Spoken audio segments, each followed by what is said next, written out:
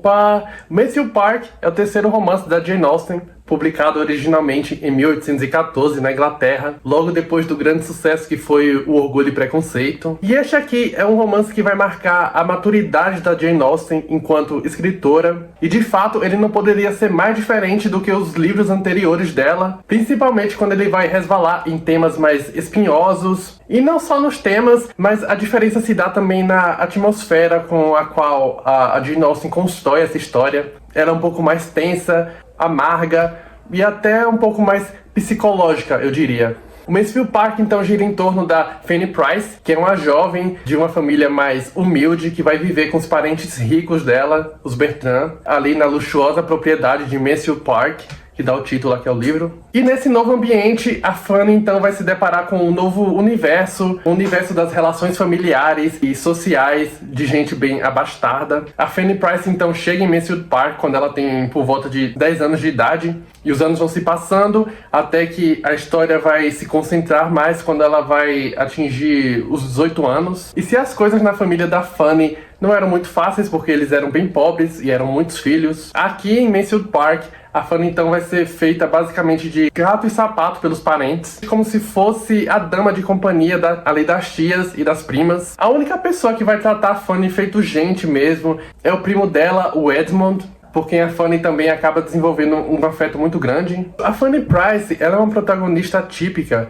porque ela é extremamente servil, ela é passiva, ela não gosta muito de incomodar os outros, ela tá sempre se esgueirando nas sombras pra ser o menos percebida possível, falar o menos possível. Ela vive sendo humilhada e maltratada ali pela tia dela, a senhora Norris. E o tratamento que ela vai receber dos demais parentes ali no Mayfield Park também vai apresentar sempre essa soberania assim, velada. Eles estão sempre pontuando, até de maneira bem menos discreta mesmo, como a Fanny deve ser agradecida por eles terem acolhido ela, como ela é sortuda. E mesmo quando a Fanny vai passar a ter uma participação mais ativa na trama, o que vai acontecer lá pra metade do livro mais ou menos, ela vai aos poucos conquistando o respeito e a estima de todo mundo ali. Só que mesmo assim ela vai assumir esse papel de uma forma muito menos engajada do que heroínas como a Lizzie Bennet, por exemplo, do Orgulho e Preconceito. Se tivesse um supercut dos melhores momentos da Fanny Price aqui na história, eu não colocaria, acho que nenhum.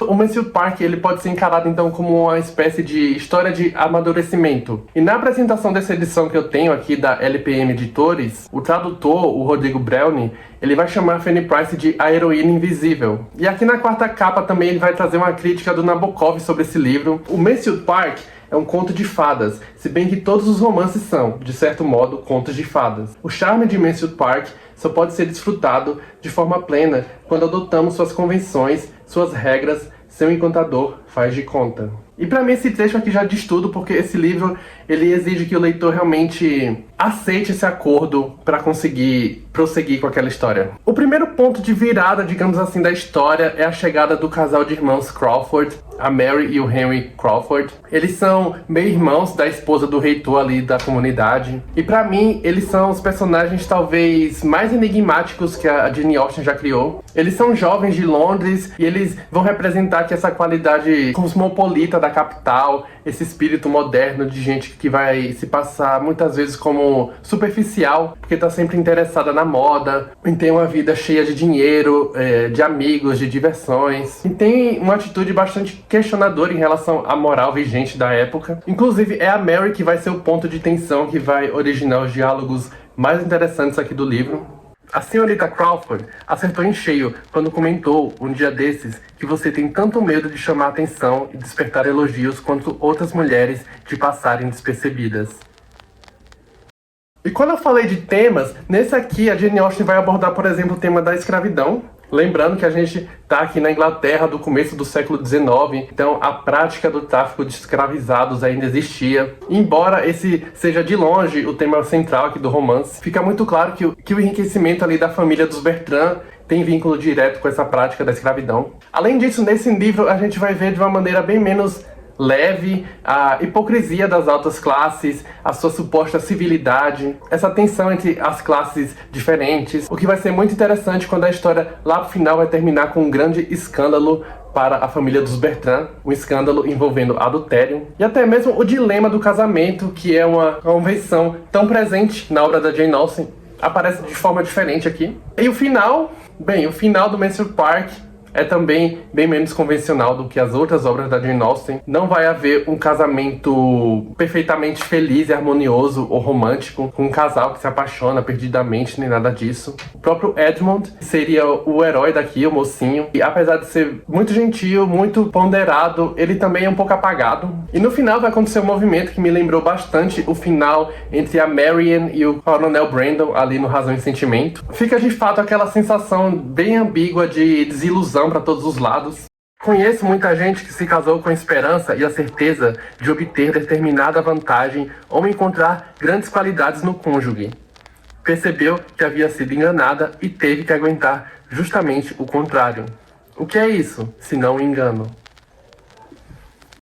Mesmo pontuando que esse é um trabalho bem diferente em relação aos outros livros da Jane Austen, o Mansfield Park ainda vai trazer inegavelmente aquela marca dela, então você já reconhece o estilo de cara da Jane Austen. Aqui também você vai ter comentários irônicos, você vai ter todos aqueles tipos de situações sociais e domésticas presentes nos outros livros, só que de fato a atmosfera é um pouco mais tensa.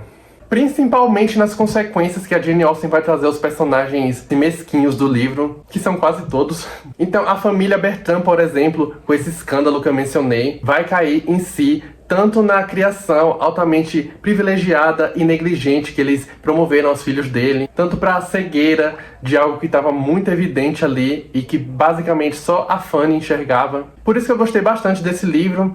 Eu percebi que ele divide um pouco os leitores da Jane Austen, seja porque ele é um pouco arrastado no início, ou porque a protagonista, a Fanny, é um pouco desinteressada. E por isso o humor aqui também tão característico da Jane Austen não se faz tão presente. Só que no momento que a leitura engaja, o livro ganha novos ares. E a Jane Austen, ela não é escritora romântica, muito embora livros como Orgulho e Preconceito possam sugerir isso, porque não há nada de romântico nas dinâmicas criadas aqui nos casais, o percurso que eles vão enfrentar na história, e principalmente como as mocinhas encaram aquelas situações. E o Mansfield Park é também bem antirromântico nesse sentido. Enfim, eu gostei de conhecer essa protagonista, gostei dessa história, gostei como a Jane Austen apresentou um texto e diálogos ainda mais incisivos, e como ela sempre mostra que tem sempre lenha para queimar quando se trata de rearranjar os seus temas, de forma que todas aquelas convenções da Inglaterra do início do século XIX ainda soem tão atuais e interessantes.